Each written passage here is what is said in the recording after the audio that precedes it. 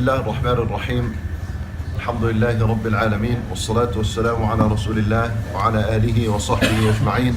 All praise and thanks belongs to Allah subhanahu wa ta'ala. And may the peace and blessing of Allah be upon His servant and final messenger Muhammad sallallahu alayhi wa sallam. As to what follows, we're continuing inshallah ta'ala the Surah Al Kahf. We're after finishing the first story, we're up to the second one, and this is the story called Qissatu Sahib al-Jannatayn, the story of the man or the person of the two gardens, the one who owned the two gardens. Before we begin with this story, just so you can understand the placement of this story, where it's going, there are actually four stories in Surah Al Kahf, and you notice something really incredible, subhanAllah, in the pattern, that the first story, the story of the people of the cave, in that story we found that the believers were in a weak position. The believers, which were the people of the cave, were in a weak position, and the disbelievers, the king and those that were with him, were in a higher and upper position. So they had the authority and the upper hand. In the second story now, you're going to see that the disbeliever and the believer are equal with each other. No one has power over another. And then there is the story of Musa al-Khadr, and then the last story is the story of Dhul Qarnayn. And in Dhul Qarnayn's story you find that the believer, who is Dhul Qarnayn and the army he has, they have power and they have authority, and the disbelievers are the weak ones, and the ones that are in the weak position in that story. So it's as though, subhanAllah, you see this gradual increase, that the first story, believers are weak, disbelievers are strong. Second story, they're both equal, the disbeliever and the believer. And then in the last story, the story of Dhul Qarnayn, the believer now is the strongest, and the weakest is the disbeliever in that part. And the story of Musa al-Khadr came just before that, and it was about the knowledge, to teach that the more knowledge one has, the more dominance and authority and power he has against his enemy. That was the second last story that came, which will be bi'idhnillah our next week. We'll start with that Musa al-Khadr story bi'idhnillah. We're with the story of Sahib al-Jannatayn, the owner of the two gardens. And just before we begin with this story, we need to understand its placement. So what's the ayah before it? Just before Allah said, وَضْرِبْ لَهُمْ مَثَلَ الرَّجُلَيْنِ, just before Allah gave us the story of these two people, He said a very incredible ayah that would give you an understanding as to what is coming about, what is about to come from the story of the man of the two gardens. The ayah before that, Allah Azza wa Jalla said, إِنَّ الَّذِينَ آمَنُوا وَعَمِلُوا الصَّالِحَاتِ إِنَّا لَا نُضِيعُ أَجْرَ مَنْ أَحْسَنَ عَمَلًا. In other words, Allah Azza wa Jalla was speaking about those who believed and did righteous good deeds. What about them? What would Allah give them? He says, أُولَٰئِكَ لَهُمْ جَنَّاتُ عَدْنٍ تَجْرِي مِنْ تَحْتِهِمُ الْأَنْهَارُ يُحَلَّوْنَ فِيهَا مِنْ أَسَاوِرَ مِنْ ذَهَبٍ. He said that people like this would end up in the paradise, and for them is gardens in the paradise underneath which rivers flow. And then not only this, it gets better for them. He said, يُحَلَّوْنَ فِيهَا مِنْ أَسَاوِرَ مِنْ ذَهَبٍ. They are given to wear bracelets of gold. يُحَلَّوْنَ, they call this the passive tense. In other words, someone comes and puts on the bracelets for you. So it's like they're sitting down and the servants are coming and putting the bracelets of gold for them. These are the people of paradise. Then not only this, وَيَلْبَسُونَ ثِيَابًا خُضْرًا مِّن سُنْدُسٍ وَإِسْتَبْرَقٍ. And they're wearing garments, green garment, thick green garment of silk, thick silk and light silk. That's sundus or istabrak. مُتَّكِئِينَ فِيهَا عَلَى الْأَرَائِكِ. This is like as luxurious as it gets. And then he says, they recline on recliners, couches that recline, they sit on them, custom made for them. نِعْمَ الثَّوَابُ وَحَسُنَتْ مُرْتَفَقًا. What an excellent reward that Allah Azza wa Jalla has set up for him, and what an awesome place to remain in there and reside permanently. That was the ayah before وَضْرِبْ لَهُمْ مَثَلَ الرَّجُلَيْنِ. In other words, in this ayah Allah described the paradise of the believer. He described the Jannah of the believer in the paradise, and that it's permanent, and this is it. Now the story comes, and the story begins by describing the Jannah of a disbeliever in this life, and how awesome can a Jannah of a disbeliever get in this life. So this story is about a rich man and a poor man, and Allah Azza wa Jal would dedicate the first two ayat. You imagine, two ayat of the Quran are specified just to tell us about this guy's property, about the rich man, and what did he own, and what did Allah Azza wa Jal give him of property and wealth. And the description Allah will give in two ayat That's as good as it gets for a disbeliever. That's a Jannah of a disbeliever on this earth. So before it was the Jannah of the believer in the hereafter, and this one now is going to speak about the Jannah of the disbeliever in this life. And you know the hadith of the Prophet ﷺ in where he says, "Ad-dunya sijnul mu'min," that the dunya, this life, is like the prison of a believer. Wa jannatul kafir, it is the paradise of a disbeliever. Just exactly what does that mean? Jannatul kafir, we're about to find out in 2 ayat. So Allah Azza wa Jal now begins. He says, وَاضْرِبْ لَهُمْ مَثَلَ الرَّجُلَيْنِ, strike for them the example of 2 men. Now this word وَاضْرِبْ, it comes from the word ضَرَبَ, which means to strike, to hit something. And you know, when I suddenly strike something really loudly and powerful, what it does is it grabs the attention of the listener. So let's say we're sitting and we're speaking, and we heard a really massive bang, a huge accident outside. All of a sudden, all the attention and the focus would go to where the sound came from. You'd lose where I am at, and you'd go all the way towards the sound. That's natural, it's a normal effect. So when Allah Azza wa Jal begins the ayah saying, وَاضْرِبْ لَهُمْ, strike for them, it's as though that effect has been created.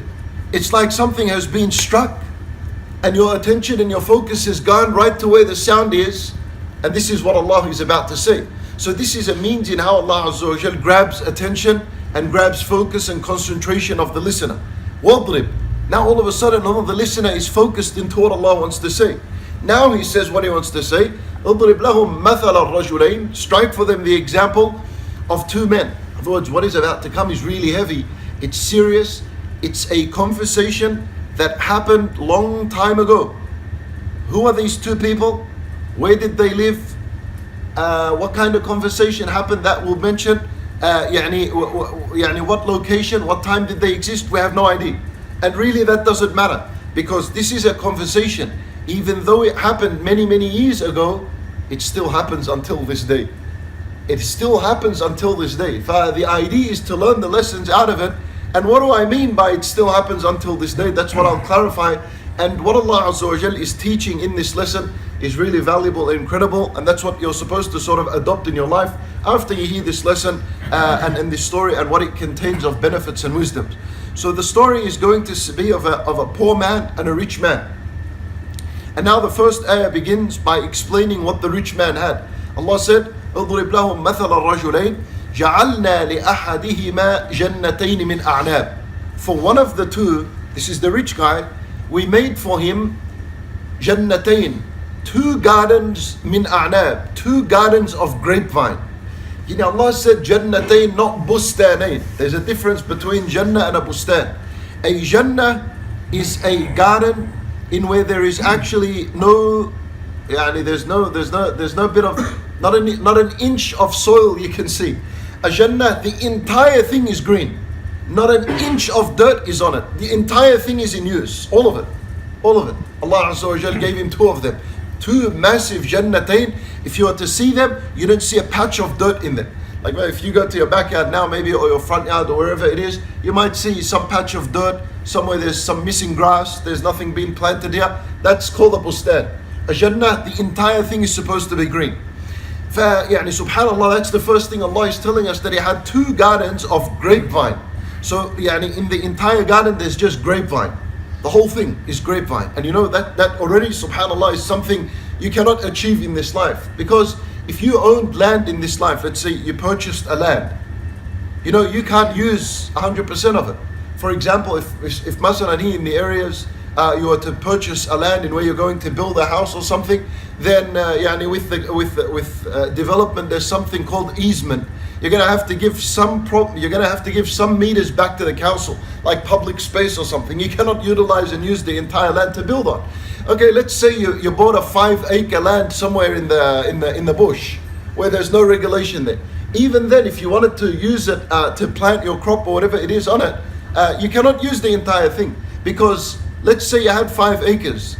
Some of it might be swampland, bad soil, you can't plant anything on it. Some of it might be uneven land, and if you tried to even it, it'll cost too much, so you can't.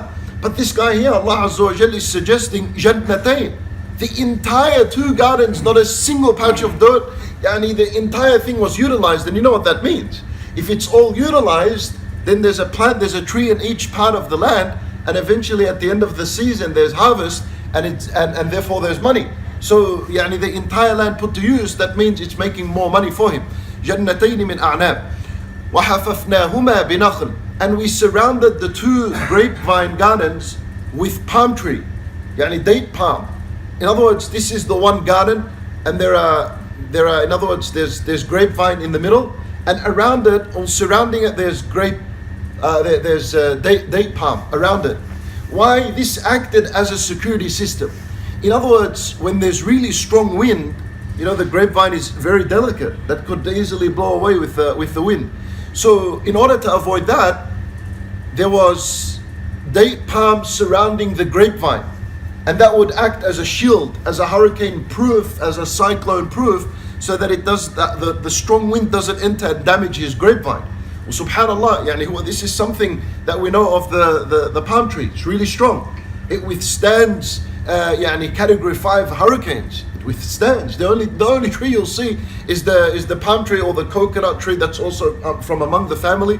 It sways left and right, and then eventually as everything's over, it's still standing right there. For this is an excellent strong system. So the setup he has is incredible. It's incredible. 2 grapevine in the middle, and around each garden, there are 2 gardens, around each garden they're surrounded with date palm. Okay. And then Allah Azza wa Jal, He said, وَجَعَلْنَا بَيْنَهُمَا زَرْعًا, and between the 2 gardens, in between, Allah made for him zar'an, not mazra'an, zar'an, they call it a masdar, a verbal noun. In other words, crop, the actual crop growing. So he had all kinds of herbs, fruit trees, vegetables, whatever it is, it's just growing in between the 2 gardens. So 100% of his land is being utilized, and 100% of it is being used, not even 1% is gone to waste. So in other words, he's making money, and at the same time he's a gardener and he's a farmer. Well, he's a gardener, which is the zar'an in the middle, and he's a farmer for the 2 jannatain that he has. And you know what that means? In other words, you know, a farmer would make money once a season, and a gardener would make money different to the times that a farmer would make money. So if he's a farmer and a gardener at the same time, that means he's making money all year round. If he's not making money from the garden, he's making money from the farm. And if he's not making money from the farm, he's making it from the garden. So this guy has got it all out, set up. And it's about to get interesting now. In the next ayah, Allah explains even further. He says, كِلْتَ الْجَنَّتَيْنِ آتَتْ أُكُلَهَا. He said both the 2 gardens gave off its ukul. He did not say آتَتْ ثَمَرَهَا, even though that word ثَمَرَهَا would be used later on, like وَكَانَ لَهُ ثَمَرٌ وَأُحِيطَ بِثَمَرِهِ. But here Allah says each of the 2 gardens gave off its ukul. Ukul comes from the word akal. Akal means something to eat. So in other words, آتَتْ أُكُلَهَا means both of the 2 gardens gave off edible fruit. Yani, each and every single fruit that came off the tree was edible. Nothing was thrown in the bin. Nothing was rotten. And nowadays, maybe if you went to any store in the market or whatever, and you're buying tomatoes or apples or whatever, there's one you might look at and it doesn't look good. You put it back and you put something back into the plastic bag. But if you went to this guy's farm and you were shopping at his farm, you wouldn't put anything back. It all would go in the plastic bag and you'd buy everything, because everything was edible. A tree, it might have 100 oranges. 30 of them are rotten, you'd throw them, and then 70 of them you'd eat. But this guy's orange tree, the entire thing 100% was edible. Nothing would go to the bin. Subhanallah. كِلْتَ الْجَنَّتَيْنِ آتَتْ أُكُلَهَا, edible fruit. Now watch this. وَلَمْ تَظْلِمْ مِنْهُ شَيْئًا, and it did not shortchange him or wrong him in any way. And in other words, there could be a possibility that a fruit might fall from the tree and it rolls into his neighbor. If 100% is being used of his land, so it's really close to the fence to his neighbor, there could be a possibility that a fruit would come down and roll to his neighbor. Not only that, there could be the possibility of like a monkey or a possum. It loves dates. It goes up to the tree, takes one and runs off. That could happen. But Allah said, وَلَمْ تَظْلِمْ مِنْهُ شَيْئًا. It did not shortchange him at all. In other words, that didn't happen. Yani everything that was harvested was for him and for his benefit and profit. That's it. No one else took anything, and the fruit didn't go in a place where it wasn't supposed to go. And then it gets better. Allah says, وَلَمْ تَظْلِمْ مِنْهُ شَيْئًا. anything at all. Because there's the other possibility, which is that an animal comes, it doesn't take the entire fruit, it takes a bite from the fruit and goes. Even that didn't happen. Shay'an at all. Yani a fruit fly just lands on a peach and sucks some of the juice and takes off. That didn't even happen. Shay'an at all, nothing. Subhanallah. For this guy's got it all from beginning to end. And now there's one more problem. How is he going to irrigate all this farm? He's got a farm, he's got a garden, he's got to keep it watered. Allah Azza wa Jal took care of that. So Allah Azza wa Jal, He said, وَفَجَّرْنَا خِلَالَهُمَا نَهَرًا, and we caused a river to explode right in between it. So you have the two gardens here, and the zara'an is in the middle, and the river is going like this. It's crossing the first garden, underneath the first garden, in between the zara'an, and underneath the next garden. And you know, when there's a river in the middle, the two sides of the bank, this bank and this bank, they're already irrigated. So he didn't even have to lift up the hose and water anything. That's already done. وَفَجَّرْنَا خِلَالَهُمَا نَهَرًا. This is the Jannah of the disbeliever in this life. Yani, this is something like someone's got his business, it's good, it's running, perfect, just looking at it, look at this, I don't even have to touch it. All I need to do is bring some men in here, let's harvest the thing and move on. Business, think of it whatever business you want to think of. Now Allah Azza wa Jal gives us the conversation that happened. The poor man, nothing was mentioned for him. Yani, it goes without say that what he has was insignificant. There was nothing to really mention. So Allah didn't speak anything about what the poor man had. He didn't have anything.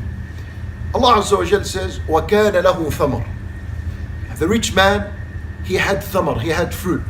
This could mean that it was a season of harvest, and he had just harvested the trees now, and he's put them in the boxes, and they're all ready to go to the market and being sold. وَكَانَ لَهُ ثَمَرٌ. He's got a lot of thamar in front of him. فَقَالَ لِصَاحِبِهِ وَهُوَ يُحَاوِرُهُ. صاحبه now, his best friend. Remember Ashab Al Kahf and what I told you in the word Ashab, that this is not any normal friend. This is like an intimate, really close friend. فَقَالَ لَهُ صَاحِبُهُ وَهُوَ يُحَاوِرُهُ. This rich man, he has a good close friend, and his friend happens to be a poor man. And he loves him, he's a friend of him, صاحبه. He passes by, the poor man passes by the rich man, and he sees him.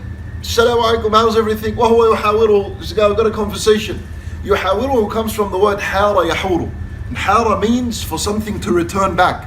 So in other words, it's a conversation. I talk to you, you respond, I talk back, I ask you a question, you respond, I ask another question. This is yuhawiruhu. وَهُوَ يُحَاوِرُهُ suggests also that the rich man initiated the conversation. He began. As he's talking, as he is conversing with him, he slips in something. أَنَا أَكْثَرُ مِنْكَ مَالًا وَأَعَزُّ نَفَرًا. I'm more than you when it comes to money, and I'm more than you when it comes to manpower. A'az, from the word aziz, authority. I have more authority. But look at the land I got. That means I have a lot of labor on it, laborers on it, a lot of workers on it. But now you need to understand, this is very crucial here. It's going to lead to a lot of what we're going to say after this ayah. Don't think of it like this, that the rich man comes to the poor man, he knocks his door. Assalamu alaikum. By the way, do you notice that I'm richer than you? Assalamu alaikum. He didn't say that. It didn't happen like this. It's as they're conversing. So in other words, it's like he's with him. Assalamu alaikum, how are you? How's everything? How's life? It's all good. How are your kids? They're going to school, not yet, because they're responding. And then as he's speaking, he slips in something. He says to him, oh, by the way, mashallah, subhanallah, last month my daughter got married, and we booked out the Star City, and wallah, I had to pay $120 a head. It's alright, it cost us about 70,000. I heard, now he's talking to the poor man, I heard your son got married last month. Where was it held at the Masjid? Alright, yallah khair inshallah, no worries, at the Masjid. He just sort of slipped it in to make it a point to show that he's more wealthier than him. He didn't say to him, I got more money. He said to him, he's trying to prove the point that he has more money. So he'd just speak to him, right?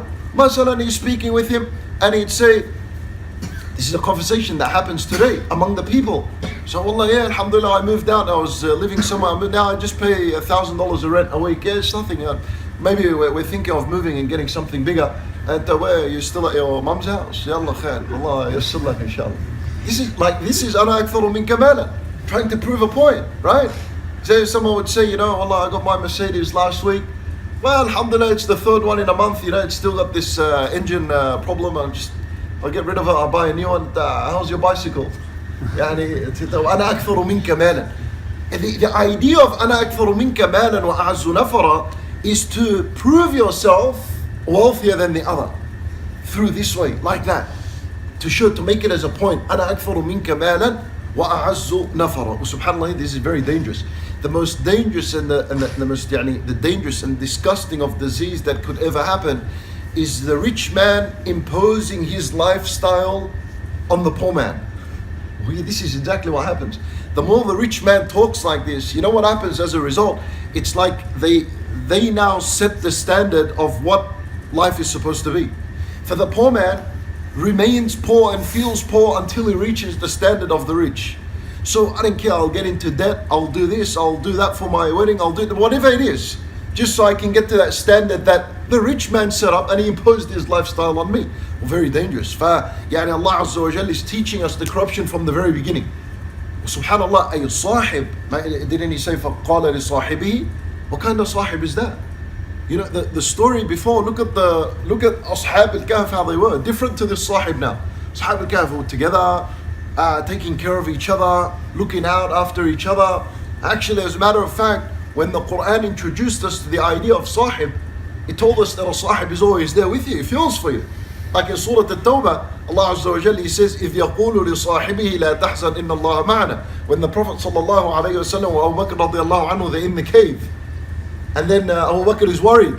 For Nabi sallallahu alayhi wa sallam, he looks at Abu Bakr and he says to him, لَا تَحْزَنْ لِصَاحِبِهِ. He says to Sahibi, his best friend, لَا تَحْزَنْ, don't worry, it's alright, it's all good, don't be afraid, إِنَّ اللَّهَ مَعَنَا. That's what a friend is supposed to do. Now this friend here is not doing that. He's adding more onto his worries and more onto his stress and his problems. So this poor man is insulted right now. He just insulted him. He said to him, أَنَا أَكْثَرُ مِنْكَ مَالًا وَأَعَزُّ نَفَرًا. Okay, watch this. Allah says, وَدَخَلَ جَنَّتَهُ وَهُوَ ظَالِمٌ لِنَفْسِهِ. The rich man finished the conversation and he entered his Jannah. Yeah, well, he's got a massive Jannah. He's got his business. He walked back into his business. دَخَلَ جَنَّتَهُ. But Allah now describes the state that he entered in. وَهُوَ ظَالِمٌ لِنَفْسِهِ. He entered his garden while he had wronged himself. He wronged himself? I thought he just wronged his neighbor. Didn't he wrong his neighbor? He insulted his neighbor. He said to him, I got more money. When it comes to money, I got more than you. He wronged him. Why is Allah saying that the poor, rich man wronged himself? Well, because at the end of the day, he wronged no one but himself. When he failed to ascribe the ni'mah to Allah, and when he boasted by saying, Ana, it's my wealth and I'm more than you, that's when he wronged himself. So as much as he wronged his friend and he hurt him, really at the end of the day he wronged no one but himself.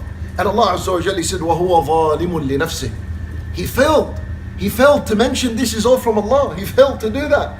He used the word, Ana, this is my business, it's about to get worse in what he's going to say right now.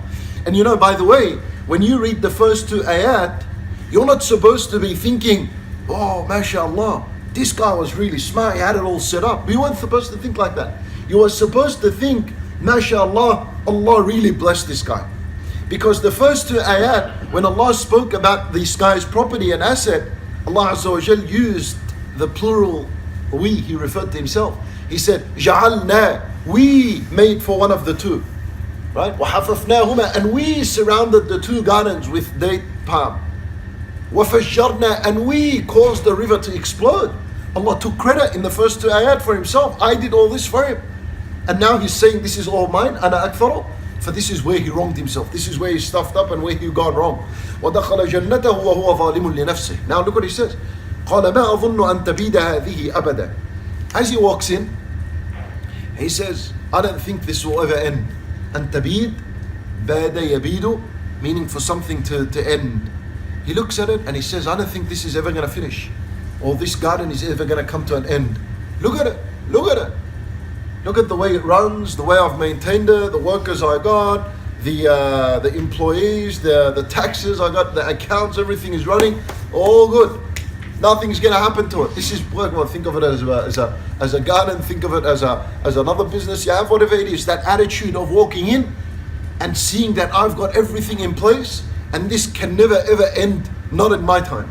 So that's why I've got to train and I've got to teach someone so that they can take over the business, because my business is going to go nowhere. It's going to always remain. It's going to stay alive. ما أظن أن تبيد هذه أبدا. It's very dangerous. Speaking like that, what guaranteed that it's going to remain? And he's getting worse in his attitude and how he's speaking. ما أظن أن تبيد هذه أبدا. Now look what he says. وما أظن الساعة قائمة. And you know this thing, this sa'a and this afterlife you keep talking about, I don't even think it's going to happen. وما أظن الساعة قائمة. Well, why is he thinking like that? Well, by the way, this he's speaking to himself. There's no one with him. Why is he saying that? You know, subhanallah, well, the wealthier someone is, the more dunya he has. If he's not careful and he's awake, and if more of this dunya enters his heart, the less he wants to talk about the hereafter and death. That's a natural effect. By those who love money and love the increase, you can have an increase in your pocket, doesn't matter. But if that money eventually entered in the heart, even if it was $1 or whatever it is, what happens with wealthy people normally, if they're not conscious and awake, they begin to dislike the mention of death and the hereafter. You know why? Because that topic, it threatens their enjoyment with the goodness they have. Then I come and say, listen, let me remind you of the akhirah, my brother. No, don't worry, talk about it later. I don't want to talk about it now. Let me just enjoy my time with what I have, and your topic, we'll speak about it later. So on Friday, enough. Once a week we'll hear about it, right? Well, this is an attitude. وَمَا أَظُنُّ السَّاعَةَ قَائِمًا. He's speaking to himself and he's conscious. He doesn't want to think about a sa'a. He's got so much to enjoy. Why is he going to think about a sa'a? Thinking about the hour and death is going to threaten his enjoyment with what he has. And then look what he says. Shaitan comes and gives him another whisper. He says to him, وَلَئِن رُّدِدتُّ إِلَىٰ رَبِّي لَأَجِدَنَّ خَيْرًا مِنْهَا مُنْقَلَبًا. He says, well, wait. If this hour is something certain, and if I was eventually returned to my Lord, then Allah is going to give me much better than what I have. You know what he did? He assumed that what he has in this dunya was Allah's love for him. So he says, if Allah loves me this much and He's given me all this, like my neighbor Haram has got nothing, Allah's given me all this, then that means when I return, if there's a possibility of going back to Allah, He's going to give me much better. If He loves me this much and He gave me that much in dunya, Allahu A'lam what He's going to surprise me with in the hereafter. وَلَئِن رُّدِدتُّ إِلَىٰ رَبِّي لَأَجِدَنَّ خَيْرًا مِنْهَا مُنْقَلَبًا. Look at the arrogance in the word رُدِدتُّ. Usually وَلَئِن رُجِعْتُ, الرُّجُوع, you return to Allah. رُدِدتُّ meaning if I was forced to return to Allah. In other words, if they pull me out of my grave, get up, Allah, you're going to come back. And if I'm forced back to Allah, khalas, we're going to return. Eventually, then no doubt Allah is going to give me better than what He's given me in this life. The arrogance. Subhanallah, وَلَئِن رُّدِدتُّ إِلَىٰ رَبِّي لَأَجِدَنَّ خَيْرًا مِنْهَا مُنْقَلَبًا. That's what He spoke. Now Allah says, قَالَ لَهُ صَاحِبُهُ وَهُوَ يُحَاوِرُهُ أَكْفَرْتَ بِالَّذِي خَلَقَكَ مِنْ تُرَابٍ. Now, another conversation. Of course, the sahibi is his best friend, so he meets up with him more than once a day maybe. So he sees him this time and he speaks to him again. Now the poor man is going to give advice and nasiha to the rich man. But I want you to think of this. When the rich man first spoke to the poor man, he insulted him, right? The first time. When he said, أَنَا أَكْثَرُ مِنْكَ مَالًا وَأَعَزُّ نَفَرًا. He insulted him. Did the poor man speak anything back? He didn't say anything. But now, when Allah is being spoke of in the wrong manner, the poor man is going to get up and speak.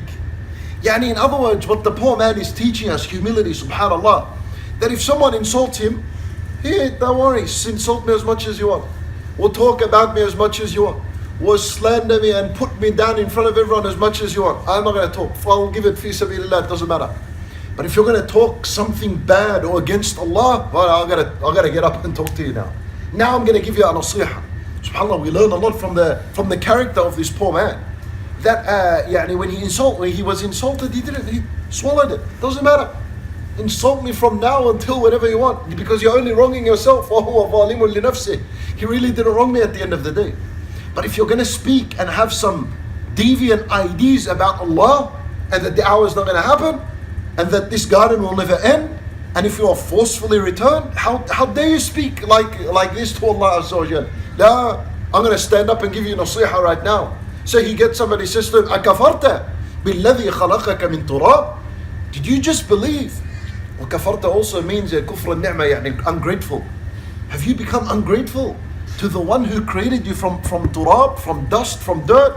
ثُمَّ مِن نُطْفَةٍ, then from a fluid, a drop of fluid that, يعني, if it's on your clothes, you're embarrassed to walk out with it, except that you wash it. مِن نُطْفَةٍ. Then on top of that, ثُمَّ سَوَّاكَ رَجُلًا, then he made you into a man. You couldn't even make yourself into a man. يعني, subhanAllah, this man is very intelligent. Why does he say to him, did you disbelieve? Did you just believe in the one who created you from dirt? He didn't say to him, أَكَفَرْتَ بِاللَّهِ, did you disbelieve in Allah? He didn't say that. He went all the way back to the origin. It's like, يعني, did you disbelieve in the one who created you from this dirt? Yeah, what's he trying to say to him? He tried to say to him, did you forget who you were when you were this dirt? With this property and garden of yours, where was it when you were this? When you were this, where was it? When you were a nutfa, when you were that filthy fluid, where was all this property? Where was it? And then Allah made you into a man. You couldn't even make yourself into an ummah. You couldn't even go through the stages of life unless Allah Azza wa Jal did that for you. Well, now all of a sudden now, what's this? What kind of attitude is that? And the other thing he's trying to say to him is that, you see this dirt, and me and you are from the same. Did you think that your dirt was more expensive than mine? Or that sperm cell you were created from was somehow more valuable than mine? No, we're the same, from the same origin. SubhanAllah, he's teaching an incredible lesson in the words, الَّذِي خَلَقَكَ مِن تُرَابٍ ثُمَّ مِن نُطْفَةٍ ثُمَّ سَوَّاكَ رَجُلًا. Now he says, لَكِنَّ هُوَ اللَّهُ رَبِّي. However, Allah is my Lord. وَلَا أُشْرِكُ بِرَبِّي أَحَدًا. And I don't associate any partners with Allah. But this is incredible. Firstly, he says, لَكِنَّ هُوَ. This word لَكِنَّ, essentially it's لَكِنْ أَنَا هُوَ اللَّهُ رَبِّي. Essentially that's how it is. لَكِنْ أَنَا. But it's been merged together, fused, and we came out with لَكِنَّ. You know what that is? لَكِنْ أَنَا is a word that is longer. لَكِنَّ is short. In other words, يعني, subhanallah, he, from his humility, when he's about to say Allah is his Lord, he reduced himself. Even the language is reduced. So the word is shortened, it's cut one letter. In other words, yani, it's implying himself, reducing, humbling, belittling himself when he's about to mention Allah subhanahu wa ta'ala. Different to his friend. His friend said, Ana aktharu minka mala. Here, he didn't even dare to say the word Ana. He said, La kinnahu Allahu. He merged it, subhanallah. Huwa Allahu Rabbi wa la ushriku bi Rabbi ahad. He said, Allah is my Lord, and I don't do shirk. Why is he saying I don't do shirk? Who asked him anyway? Wasn't he giving nasiha to his friend? Why didn't he say to his friend, don't do shirk? He's telling himself, I don't do shirk. This is called an-nasihatu li nafsi awwala. This here is called I'm giving advice to myself before I give it to my friend. Yani the one who's in need of this advice is his friend. But he's saying about himself. What we're learning is when you give advice, you need to understand that the advice you're about to give to someone that is done wrong, you have to advise yourself, and you're in need of that advice more or maybe an equal amount of the person that you're giving advice to. لكن هو الله رب ولا أشرك. This guy, this poor man, has never done shirk in his life, and he's saying, I better not do shirk. He's giving himself advice before he gives it to his friend who's already fallen in shirk. Subhanallah. Well, there are some people like that. Yani, you need to understand from this that if you've never fallen into a sin, and I'll give you an example. Someone you know commits zina wal iyadhu billah. Someone you know. May Allah Azza wa Jal protect us. So then you see that I need to give this guy nasiha. And so you go, as you want to go and give him nasiha, you keep in your mind that you are in need of this nasiha in the exact amount as this guy needs it. Who made you safe from zina? Who said that you'll never fall into it? Who gave you that immune certificate from it and you'll never fall into it? So when you give someone nasiha and you've never fallen into that sin, don't ever think that you'll ever not fall into it. So now, yani, the nasiha that you're about to give someone is as important as it is to him, to you as well. So he says, لَكِنَّهُ اللَّهُ رَبِّي. Allah is my Lord and I don't do shirk with Allah. Okay.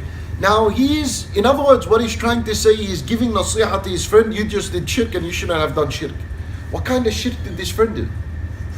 يعني akafarta, that's one thing, kufr. Shirk is another thing.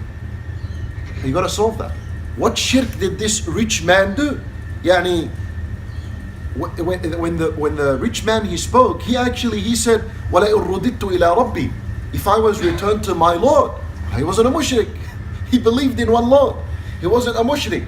He didn't say, if I was to return to my Lord's, he said, to my Lord. So where's his shirk? His shirk is, believe it or not, subhanAllah, this is a form in where a lot of people fall into.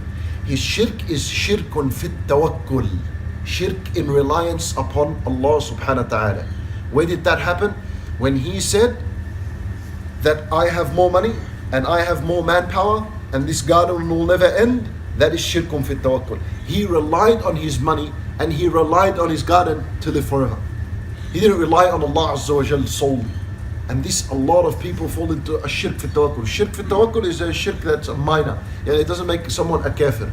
For example, when you're going to sleep, if you think that your sleep is going to give you the rest, shirkun fit tawakkul. If you think that the food you're going to eat is going to satisfy your hunger, shirk fit tawakkul. That actually didn't happen that way. It is Allah who gave permission for your sleep to give you rest. The sleep was just the means. But at the end of the day, it was Allah's permission for that sleep to give you rest.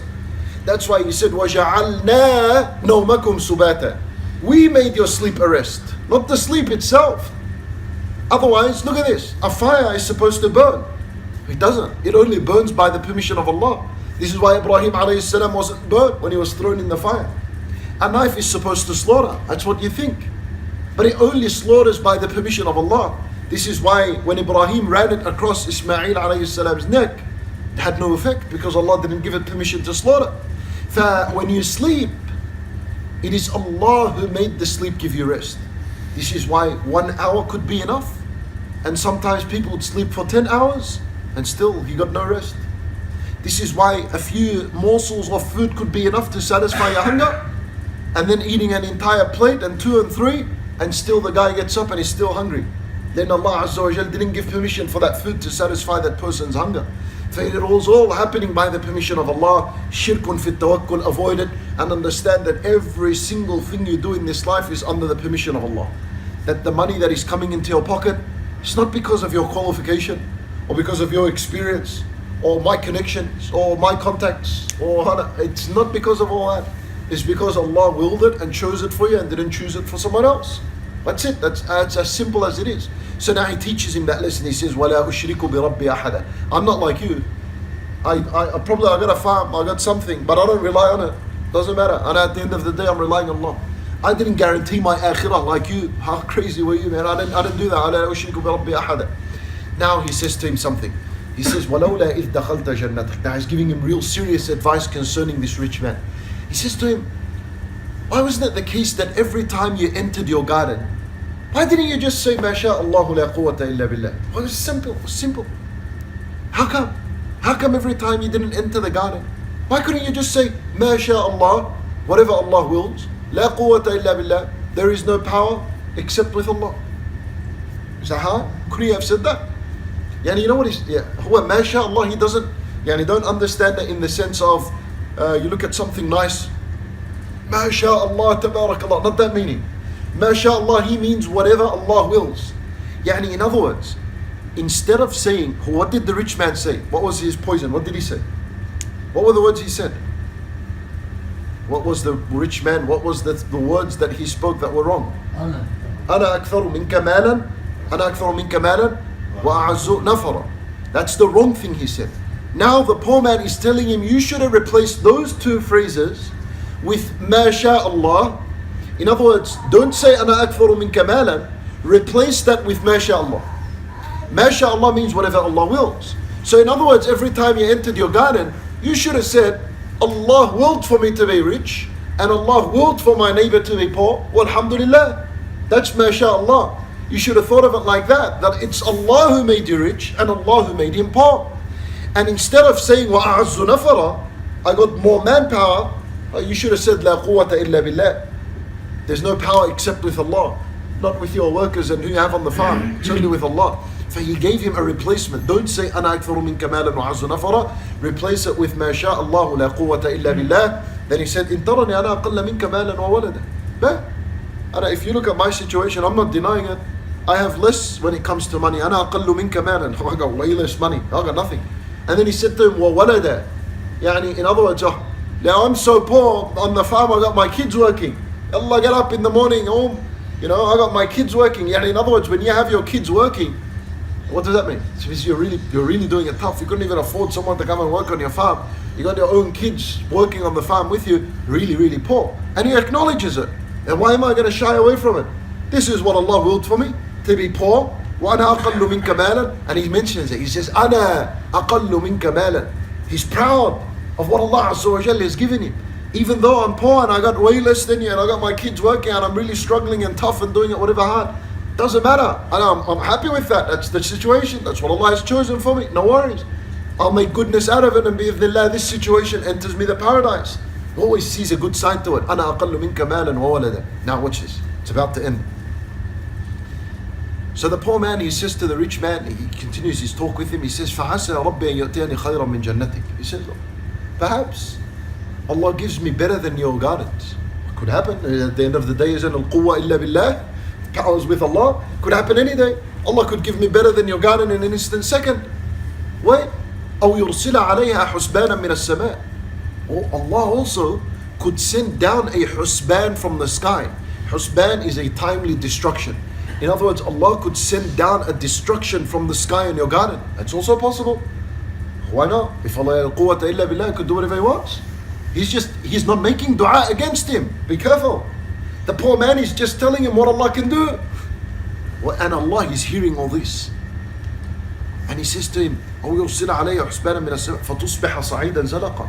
And if this destruction came down from the sky as a result, the next day your farm could become sa'idan, barren, dead, zalaqa, slippery. It could become a swampland, muddy. You can't even put anything on it. It could happen. And then he says to him, أو يصبح ماؤها غورا. Oh, by the way, you see that river that you keep talking to me about? That river, Allah Azza wa Jal could cause it to sink. أو يصبح ماؤها غورا. It could just all of a sudden sink in the earth. فلن تستطيع له طلبا. And after that, you'll never ever be able to retrieve it and bring it back up. Could happen. فتصبح صعيدا زلقا ويصبح ماؤها غورا فلن تستطيع له طلبا. Now watch this. He did not make dua. He said a few words with an injured heart. He's been insulted and been hurt. And now Allah Azza wa Jalla has heard this guy's cry, and things are just about to get serious for this rich man. Allah said, وَأُحِيطَ بِثَمَرِ. The rich man and the garden he had. One night, the garden was surrounded. أُحِيطَ بِثَمَرِهِ. It was surrounded by punishment. Like a hurricane, something that goes around. It surrounded his entire garden. That which he put as hurricane proof, which were the dates, when Allah's punishment comes, nothing is going to stop it. فَأَصْبَحَ. أصبح meaning from the word الصبح, the next morning he woke up. As usual, he loves to walk in his garden and admire what he has. He woke up. فَأَصْبَحَ يُقَلِّبُ كَفَّيْهِ عَلَى مَا أَنْفَقَ فِيهَا. He gets up and he begins to rub his hands together. When someone does this, he's nervous, he's worried, he's anxious, he's depressed. He's sad, he's about to faint. وَأَصْبَحَ يُقَلِّبُ كَفَّيْهِ عَلَى مَا أَنْفَقَ فِيهَا. Over the money and the effort and the time and the struggles and the pain he's put into this garden. All of a sudden it's gone. It's finished, can't see anything. وَهِيَ خَاوِيَةٌ عَلَى عُرُوشِهَا. And the garden has been twisted and turned over its sticks. عُرُوشِهَا comes from the word arsh, and arsh means the roof.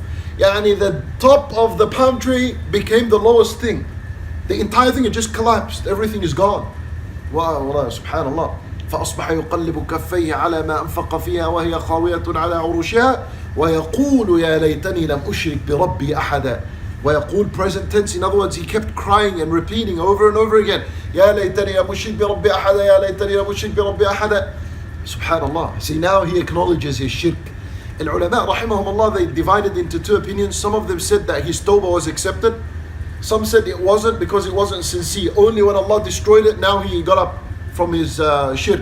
But yani, wallahu alam, the story has a good ending. Probably we can take that side, that yani, losing everything in this dunya to gain Allah Azza wa Jal is worth it. At the end of the day, it's worth it as long as you're still alive. Really, he didn't lose anything. If he gained Allah at the end of the day, he didn't lose anything. But subhanallah, what do we learn from this? You know, Ya laytani lam ushrik bi rabbi ahada.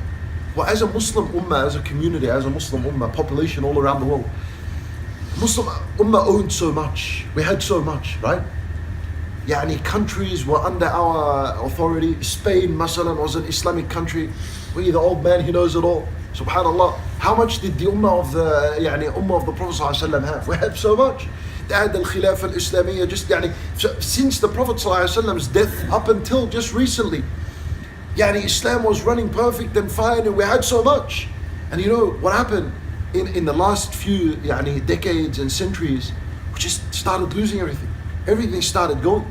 In other words, perhaps it's a time for people and the Muslim ummah to wake up and say, Ya laytani lam ushrik bi rabbi ahada. Because when the blessings are taken, and when what you have is being taken away bit by bit from you, that's because of the shirk that people do. Well, what's the biggest problem? This is how you understand how important the topic of Tawheed is, and how important it is to teach of the dangers of shirk. Even the minor shirk would do that. All you need is a few Muslims that would commit this minor shirk. That's all you need to wreck it for everyone. All you need is a few people, that's it. And then Allah subhanahu wa ta'ala's punishment would come down until the people wake up and come out from the state they're in. Subhanallah, you know, Ya laytani lam ushrik bi rabbi ahada is a very relevant. This is not only for the individual. You look at your case, if you had so much and you lost so much, look at what happened in your life. What did you rely on? That Allah took it away from you. And if Allah did that for you, that's a sign of Allah subhanahu wa ta'ala's love. That you replaced Allah with everything you own. So Allah took it all away from you so that you go back to Allah subhanahu wa ta'ala, right? The more attachment you have to something and Allah takes it away, there's goodness in that. It preoccupied your heart. You were sinking and drowning in it. And Allah saved you, took it away from your life so that your heart could be refueled with Allah subhanahu wa ta'ala. So don't lose that lesson. When something is taken away, some people, they just increase in kufr, and they increase in rebellion against Allah, and increase in their disbelief against Allah. But it should have the opposite effect. Now that your heart is free of everything you had, you should once again go back and turn to Allah subhanahu wa ta'ala. And so, Ya laytani lam ushrik bi rabbi ahada is a lesson you're supposed to implement daily in your life. No shirk whatsoever, from the minor or the major. Ya laytani lam ushrik bi rabbi ahada. Allah Azza wa Jalla, He says, وَلَمْ تَكُنْ لَهُ فِئَةٌ يَنْصُرُونَهُ مِنْ دُونِ اللَّهِ. He had no men to help him besides Allah. When you don't have Allah on your side, forget the whole world, nothing is going to do anything for you. As the garden is collapsing, there's no one that could really do anything for him. وَمَا كَانَ لَهُ مِنْ فِئَةٍ يَنْصُرُونَهُ مِنْ دُونِ اللَّهِ وَمَا كَانَ مُنْتَصِرًا هُنَالِكَ. And Allah was never going to give him help right there. That was never going to happen because of the state that he is in. Then Allah Azza wa Jal concludes and says, الْوَلَايَةُ لِلَّهِ الْحَقِّ. Al-walaya, meaning the help of Allah is for those who are on the truth. That's who the help of Allah is for. You see the poor man, he didn't make a dua, but he was oppressed. The rich man oppressed him, he insulted him. He said a few words and Allah's help came straight for him. It's like he was satisfied. He woke up, see, I told you don't do shirk. I told you don't say that. Should have said, MashaAllah la quwwata illa billah. Help yourself. Al-walayatu lillahi al-haq, meaning Allah's aid and help and support is for those who are on the truth. That's how Allah supported him. That's how Allah supported that poor man. That's how He aided him and helped him. هو خير ثوابا وخير عقبا. Allah subhanahu wa ta'ala is khair, is the best when it comes to giving reward. Now you're thinking about that Jannah that Allah mentioned before the story of the person of the two gardens. For the believer, Allah Azza wa Jal khayrun thawaban, Allah is the best when it comes to giving. And in other words, the best Allah would ever give the believer is in the hereafter, not here. هو خير ثوابا وخير عقبا, and the outcome with Allah is always good. In other words, as long as you're attached with Allah, the outcome is always going to be the best. وَخَيْرٌ عُقْبَى, it's always going to be good, nothing is going to be really bad. So when you're attached to Allah, whether your business remains, whether it dies out the next day, whether you have your family today, whether you lose them tomorrow, whether you have money today, whether you lose it all tomorrow, if you're with Allah, the outcome is always good. وَخَيْرٌ عُقْبَى والله أعلم وصلى الله وسلم وبارك على نبينا محمد وعلى آله وصحبه أجمعين.